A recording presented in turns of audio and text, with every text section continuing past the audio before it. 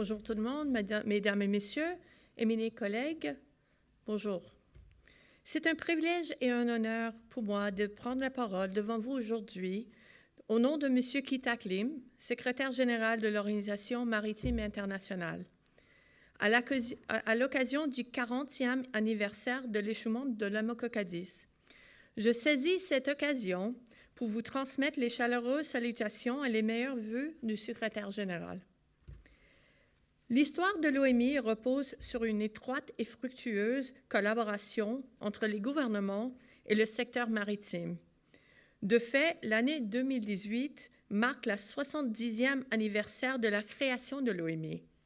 Cet événement a été célébré il y a 2 semaines à Londres, à l'OMI, en présence de Son Altesse royale, la Reine Élisabeth. Tout au long des nombreuses années de collaboration, le secteur maritime est devenu plus sûr, plus propre et plus efficace, et les progrès ne s'en tiendront pas là. De temps à autre, ces avancées régulières ont pourtant été ponctuées d'incidents qui ont eu des répercussions considérables, bien au-delà de leurs conséquences immédiates. L'échouement de l'Amoco Cadiz en est un exemple. Beaucoup d'entre vous, notamment celles qui sont originaires de cette région, se souviendront parfaitement de cet événement et des incidences profondes qu'il a eues sur votre communauté. À l'époque, dans le contexte d'une sensibilisation sans cesse croissante à la cause écologique, 11 ans seulement après l'incident du Torrey Canyon, l'échouement de l'Amoco Cadiz nous a rappelé à quel point le déversement de telles cargaisons était lourd de conséquences et à quel point aussi nous manquions alors les connaissances sur les moyens de prévenir de telles catastrophes et sur les moyens d'y faire face lorsqu'elles se produisaient. Certaines des mesures immédiates qui avaient été prises au lendemain de l'incident du Torrey Canyon en 1967, en particulier les travaux menés par la communauté internationale par l'intermédiaire de l'OMI, ont été revus en profondeur à la suite de l'échouement de l'Amoco Cadiz, notamment du point de vue des questions de responsabilité et d'indemnisation pour les dommages dus à la pollution par les hydrocarbures, moyennant l'adoption de la Convention CLC 1969 et la Convention de 1971 portant création du Fonds. Ces instruments ont permis d'instaurer un cadre pour l'indemnisation des victimes des événements de pollution, ce déversement dévastateur ayant joué le rôle de catalyseur. Après l'échouement de l'Amoco Cadiz, il a fallu à l'OMI, qui s'appelait alors l'OMCI à l'époque, quelques mois seulement pour obtenir le nombre de ratifications requis pour que ce cadre puisse entrer en vigueur, un processus qui a été très probablement accéléré en raison de l'expérience de l'Amoco Cadiz. Cet événement a également donné lieu à des mises à jour importantes de MARPOL et de la Convention SOLAS, ainsi qu'à la mise en place de vérifications plus poussées aux fins de la sécurité et de la prévention de la pollution, qui ont ensuite abouti à la conclusion, en 1982, du mémorandum d'entente de Paris qui a institué le contrôle par l'État du port. En plus de cette évolution de la réglementation, cet événement a également permis de mieux comprendre, du point de vue technique comme du point de vue scientifique, quel était le comportement et le devenir des hydrocarbures déversés dans le milieu marin. Il a permis de mieux comprendre aussi comment réagir en cas de déversement de ce type, grâce aux milliers d'heures personnes correspondant à l'expérience pratique acquise sur le terrain par l'ensemble des intervenants et grâce aux nouvelles recherches et études qui ont alors été réalisées, faisant de ce déversement l'un des cas pratiques les plus étudiés de cette époque. On a également observé une évolution importante à l'échelle nationale de la manière dont allait être géré à l'avenir ce type d'incident. Les procédures, les structures, les institutions établies à la suite de l'échouement de l'Amoco Cadiz ont permis au pays et à la région de bien réagir face à un nouveau déversement majeur qui s'est produit 20 ans plus tard, celui dû au sinistre de l'Erika. L'une des institutions dont la création est le résultat direct de l'échouement de la Moco-Cadiz est le Centre de documentation, de recherche et d'expérimentation sur les pollutions accidentelles des eaux, le CEDRA. Ces 40 dernières années, le CEDRA a joué un rôle clé et a été un partenaire de poids pour l'OMI pour toutes les questions liées à la préparation et à la lutte contre la pollution par les hydrocarbures et les produits chimiques. En raison de ses activités de recherche et développement et de la vaste expérience pratique qu'il a acquise dans le cadre des opérations d'intervention menées à la suite de nombreux déversements, le CEDRA a contribué à améliorer la connaissance que l'on avait du devenir et du comportement des hydrocarbures et à mettre au point les meilleurs outils et les moyens utilisés pour intervenir en cas de déversement. Dans ce domaine complexe, il est maintenant considéré au niveau mondial comme un centre de connaissances spécialisé et il ne fait aucun doute que les travaux novateurs se poursuivront. La préparation et l'intervention en cas de déversement sont, par nature, des activités qui nécessitent une collaboration. Même à l'échelon national, il est rare que les pays puissent entreprendre de telles activités de manière isolée. D'ailleurs, le principe de la collaboration est au cœur de la Convention OPRC et du protocole OPRC-HNS qui vise à faciliter la coopération internationale et l'assistance mutuelle. Bien qu'il n'y ait pas eu de déversement majeur d'hydrocarbures par des navires depuis l'événement de l'Ebbe Spirit survenu en 2007 en République de la Corée, c'est pendant telle période qu'il est autant plus important de rester engagé et concentré, car nous savons tous qu'il peut être très difficile de justifier les ressources visant à renforcer, voire simplement maintenir, les niveaux actuels de capacité d'intervention au vu des ressources de moins en moins nombreuses et des conflits de priorité. L'histoire a toutefois démontré à maintes et maintes reprises que les événements pouvaient se produire n'importe quel moment et n'importe quel endroit, et au moment où l'on s'y attendait le moins. Il est donc déterminant de rester vigilant et de s'assurer que les moyens sont en place et que les relations entre les pays et avec les partenaires du secteur demeurent solides, afin de garantir une coopération et une coordination efficaces lorsqu'un événement se produira, ce qui est inévitable. 40 ans après l'événement de la Moco-Cadiz, il apparaît clairement que cet événement, tout comme celui du Torrey Canyon, qui l'avait précédé, et comme un certain nombre d'autres incidents importants qui se sont produits depuis, a eu également les retombées positives. L'exploitation des navires-citernes n'a jamais été aussi sûre ni aussi propre, et l'on dispose aussi désormais d'un mécanisme robuste qui permet d'une part d'intervenir efficacement en cas de déversement d'hydrocarbures et d'autre part de faire face aux conséquences financières des événements. La flotte actuelle de navires-citernes doit satisfaire aux normes les plus élevées et les plus rigoureuses, qui soient double coque, commande en double, citerne à ballast séparé, dispositif à gaz inerte, matériel de lavage des citernes au pétrole brut et séparateur d'eau et d'hydrocarbures, soit autant de dispositifs qui n'existaient pas il y a 40 ans. Ces innovations, associées au perfectionnement des aides à la navigation et de nombreux autres aspects de la conception et de la construction des navires et des technologies dont ces derniers sont équipés, ont abouti à l'élaboration de normes beaucoup plus élevées en matière de conception et d'exploitation des navires-citernes.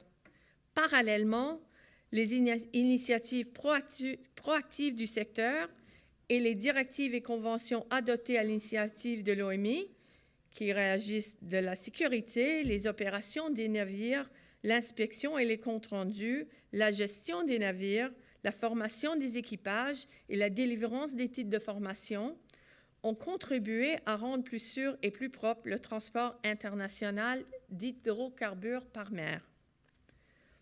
Dans la pratique, Cela s'est traduit par une réduction de plus de 90% du nombre de marées noires à grande échelle et par une réduction de 100 fois du volume d'hydrocarbures déversés depuis les années 1970, ce qui fait bien ressortir les vrais progrès qui ont été faits concrètement. En 2016, le volume total de pétrole brut transporté par mer était de 1 770 millions de tonnes, dont plus de 90,99% sont arrivés à leur destination sans encombre. Bien entendu, l'objectif doit être de parvenir à zéro déversement, mais les accidents sont, par leur nature même, imprévisibles.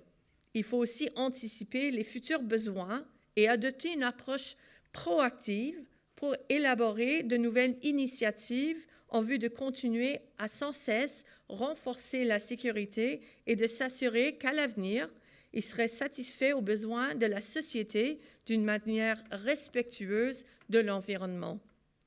Chacun sait que le profil de risque, que ce soit à l'échelle régionale ou à l'échelle internationale, est en évolution constante. L'accroissement du trafic maritime et la modification des routes de circulation posent de nouvelles menaces et constituent de nouveaux défis qu'il ne faut pas ignorer ou sous-estimer. D'où viendront donc ces nouvelles menaces?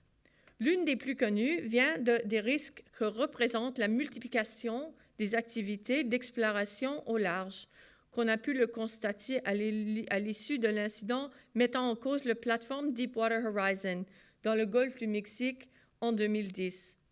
Face à telle catastrophe d'une ampleur sans précédent, il faut réévaluer la situation. La gestion de risques que posent les activités offshore deviendront peut-être encore plus difficiles du fait que les opérations de forage sont aujourd'hui effectuées dans des régions de plus en plus isolées et dans des eaux de plus en plus profondes. Dans des environnements comme l'Arctique où l'intervention représente des complexités uniques. Dans de telles circonstances, nous devons nous interroger sur les mesures que nous pouvons prendre collectivement pour gérer nos moyens d'intervention et à les adapter à ces nouveaux risques. Les événements mettant en cause les substances nocives et potentiellement dangereuses restent une source de grave préoccupation. Il faut redoubler d'efforts pour s'assurer que l'on dispose bien des connaissances, des compétences et des ressources nécessaires pour intervenir d'une manière adéquate lorsqu'il se produit un événement de cette nature. Les évolutions à venir comprendront aussi une augmentation du nombre de navires utilisant du GNL comme combustible et une multiplication des risques associés. Des nouvelles limites mondiales de la teneur en soufre à l'horizon en 2020 entraîneront certainement la mise au point de combustibles de substitution et davantage de navires de ce type seront donc mis en service. Certaines projections indiquent que d'ici 2020, jusqu'à 1 millier de navires de ce type seront mis en service, comprenant des scénarios de risques très différents.